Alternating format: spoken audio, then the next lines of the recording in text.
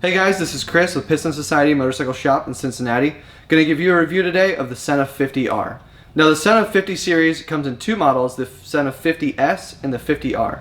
The difference between the two are mostly form factor. The 50S comes with that jog wheel and is removable from the helmet to charge, whereas the 50R is a little bit slimmer profile, 3-button interface, and is connected to your helmet all the time, so if you do need to charge it, you'll be taking your helmet inside to charge.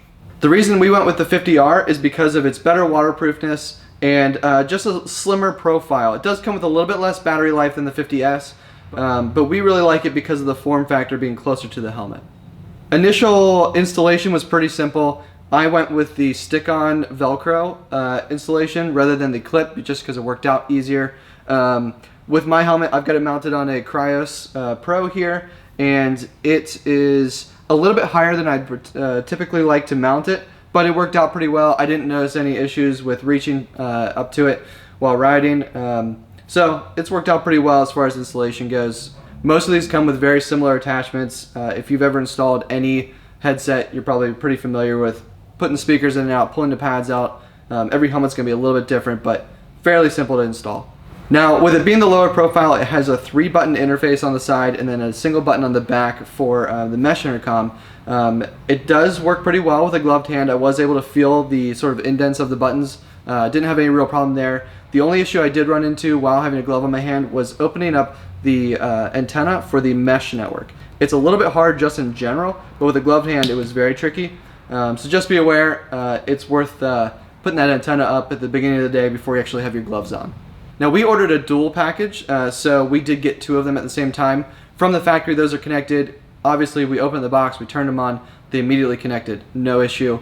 The real test was when we added 3 friends who had Sena 30Ks. Now those were all using the Mesh 2.0 update, which is a huge update that really fixes a lot of the bugs with the 30K and the mesh network.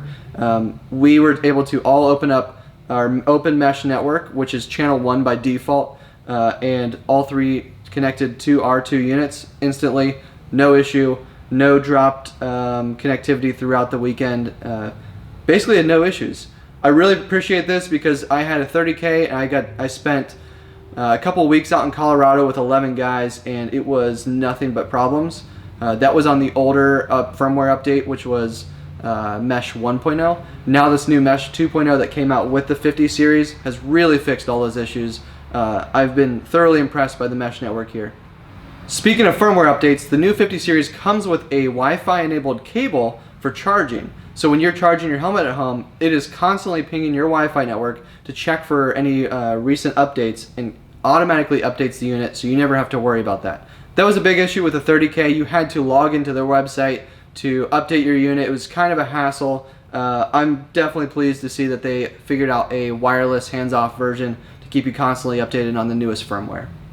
Now, sound quality is usually people's biggest question. I found these speakers to be superb. We installed them. I ran with no earbuds and I ran with no earplugs in. I just had it open and I actually had to turn the volume down. It was so loud. Talking to my buddy, I could hear him clear as day. It was very awesome. Listening to music is surprisingly good. Now you are wearing a helmet riding a motorcycle, so you're not going to get, the audio clarity of having in-ear studio headphones, but it's pretty good. One thing I actually prefer is to wear earplugs. It actually cuts out most of the wind noise, and I feel like I can actually hear what's coming through the intercom better. That's a personal preference. You decide what works best for you. Now when we got into the mountains, we were riding a lot of fire service roads, some offshoots, fire tower stuff, some single track, and in the trees a lot. The range was pretty good. It's what you sort of come to expect from most of these intercoms. Line of sight is really what you're going at. The daisy chain works to some degree, but you still have to be within line of sight of people. My best review I can give a product is that I didn't think about it. If it's getting in the way of my trip or distracting me in some way, that usually is negative points. For the most part, this was out of sight, out of mind. It just worked, and that's sort of what I asked for from a product like this. Now, I do want to talk about a couple of negatives I experienced. I've run into issues with previous Sena products with multitasking and audio-related issues, and one of the things that has constantly bugged me is I will get out of a phone call or something like that, and all of a sudden my music will come on full volume and just blast my eardrums. I did experience that once or twice with this. There are plenty of settings within the app to alleviate those issues. I just kind of wish they had dialed some of those volume levels back to default straight out of the box. You are going to want to go into your settings, adjust those volumes initially, sort of feel out what works for you best. One of the things I changed was the audio ducking. So if I was listening to music and somebody spoke, it ducks that audio below the intercom. I moved that up a notch because it was sort of drastic and I didn't really need it to be that aggressive. So one of those things, don't feel like you are just going to put this on and it's going to work 100% and exactly to your specifications. You are going to want to connect your phone. You are going to want to adjust some of those settings for your personal preferences. Overall, this is an awesome and surprisingly good intercom. I actually am a big Cardo fan. I run the Cardo PackTalk Bold personally after having a lot of frustrations with previous generations of Sena products, but this product does make me want to move back. Sena does seem to have a larger market share, and so a lot of your friends probably already have Sena products, which does sort of incentivize moving to a Sena product.